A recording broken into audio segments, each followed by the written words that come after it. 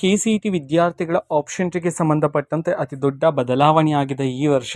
ಹಾಗಿದ್ರೆ ಬನ್ನಿ ಇದರ ಬಗ್ಗೆ ಸಂಪೂರ್ಣವಾಗಿ ಇನ್ಫಾರ್ಮೇಷನನ್ನು ಈ ವಿಡಿಯೋದಲ್ಲಿ ನಾವು ತಿಳ್ಕೊತಾ ಹೋಗೋಣ. ವಿಡಿಯೋವನ್ನು ಸ್ಟಾರ್ಟ್ ಮಾಡ್ತೀನಿ. ಅದಕ್ಕಿಂತ ಮೊದಲು ನೀವಿನ್ನೂ ನಮ್ಮ ಚಾನಲ್ಗೆ ಸಬ್ಸ್ಕ್ರೈಬ್ ಮಾಡದೇ ಇದ್ರೆ ಈ ಕೂಡಲೇ ಚಾನಲ್ಗೆ ಸಬ್ಸ್ಕ್ರೈಬ್ ಮಾಡ್ಕೊಳ್ಳಿ ಮತ್ತು ಲೈಕ್ ಮಾಡಿ.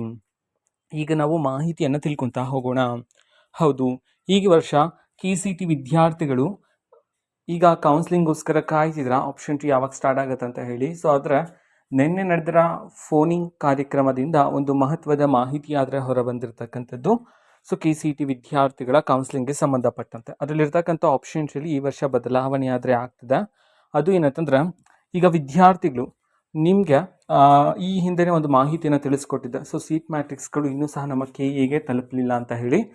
ಸೊ ಅದಕ್ಕೆ ಈಗ KE ಕಡೆಯಿಂದ ತಿಳಿಸಿರ್ತಕ್ಕಂಥ ಮಾಹಿತಿ ಏನಂತಂದ್ರೆ, ಸೊ ಮೊದಲಿಗೆ BSc ಅಗ್ರಿಕಲ್ಚರ್ ಸೀಟ್ ಮ್ಯಾಟ್ರಿಕ್ಸ್ ಎಲ್ಲ ನಮ್ಮ KE ಅವ್ರಿಗೆ ಸಿಕ್ಕಿದ್ರೆ BSc ಅಗ್ರಿಕಲ್ಚರ್ ಕೋರ್ಸ್ಗೆ ಸಂಬಂಧಪಟ್ಟಂತೆ ಆಪ್ಷನ್ ಟಿನ ಬಿಟ್ಬಿಡ್ತಾರೆ. ಸೊ ಆವಾಗ BSc ಕೋರ್ಸಿಂಗ್ ಯಾರ್ಯಾರು ಮಾಡ್ಬೇಕಂತಿದ್ರು BSc ನರ್ಸಿಂಗನ್ನು, ಸೊ ಅವ್ರು ಮಾತ್ರ ಆಪ್ಷನ್ ಟಿ ಮಾಡೋದಕ್ಕೆ ಸಾಧ್ಯ ಆಗುತ್ತೆ. ಸೊ ಅದಾದ ನಂತರ ಇಂಜಿನಿಯರಿಂಗ್ ಕೋರ್ಸ್ಗೆ ಎಲ್ಲ ತರಹದ ಸೀಟ್ ಮ್ಯಾಟ್ರಿಕ್ಸ್ ಸಿಕ್ಕ ನಂತರ ಸೊ ಇಂಜಿನಿಯರಿಂಗ್ ವಿದ್ಯಾರ್ಥಿಗಳಿಗೆ ಅವಕಾಶವನ್ನು ನೀಡಲಾಗುತ್ತೆ. ಸೊ ಅವರು ಸಹ ಆವಾಗ ನೀವು ಸಹ ಆಪ್ಷನ್ ಟಿನ ಮಾಡ್ಬೋದಾಗಿರುತ್ತೆ ಇಂಜಿನಿಯರಿಂಗ್ ವಿದ್ಯಾರ್ಥಿಗಳು. ಸೊ ಈ ರೀತಿ ಯಾವ ಕೋರ್ಸ್ನ ಸೀಟ್ ಮ್ಯಾಟ್ರಿಕ್ಸ್ ಸಿಗುತ್ತೋ ಸೊ ಆ ವಿದ್ಯಾರ್ಥಿಗಳಿಗೆಲ್ಲ ಸೊ ಅವಾಗವಾಗೇನೆ ನಿಮಗೆ ಅವಕಾಶವನ್ನು ನೀಡಲಾಗುತ್ತೆ ನೀವು ಆಪ್ಷನ್ ಟಿ ಮಾಡೋದಕ್ಕೆ ಅಂತ ಹೇಳಿ. ಇದು ಸ್ಟೇಜ್ ಬೈ ಸ್ಟೇಜ್ ನಡೆಯುತ್ತೆ ಅಂತ ಹೇಳಿ ಮಾಹಿತಿಗಳನ್ನ ತಲುಪಲಾಗಿದೆ. ಸೊ ಹಾಗಾಗಿ ಸೊ ವಿದ್ಯಾರ್ಥಿಗಳು ನೋಡಬೇಕಾಗಿರುತ್ತೆ ಈ ವರ್ಷ ಯಾವ ಕೋರ್ಸ್ಗೆ ಮುಂಚಿತವಾಗಿ ಆಪ್ಷನ್ ಟಿಗೆ ಬಿಡ್ತಕ್ಕಂಥ ಸಾಧ್ಯತೆ ಇದೆ ಅಂತ ಹೇಳಿ.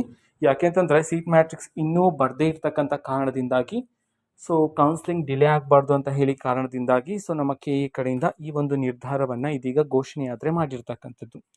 ಸೊ ಇದು ಈ ವರ್ಷ ಕೌನ್ಸ್ಲಿಂಗಲ್ಲಿ ಚೇಂಜಸ್ ಆಗ್ತಿರ್ತಕ್ಕಂಥದ್ದು. ಸೊ ಮಾಹಿತಿ ಇಷ್ಟ ಆಗಿದ್ರೆ ನಿಮ್ಮ ಫ್ರೆಂಡ್ಸ್ ಆ್ಯಂಡ್ ಫ್ಯಾಮಿಲಿ ಮೆಂಬರ್ಸ್ಗೂ ಸಹ ವಿಡಿಯೋವನ್ನು ಶೇರ್ ಮಾಡಿ, ಜೊತೆಗೆ ಸಬ್ಸ್ಕ್ರೈಬ್